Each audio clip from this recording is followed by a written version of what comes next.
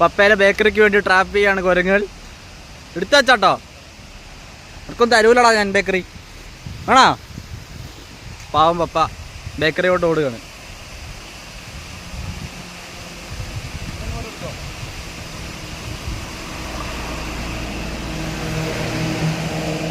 ഇതാ ഗൈസ് 3 വെള്ളച്ചാട്ടം ഒറ്റ ഫ്രെയിമിൽ.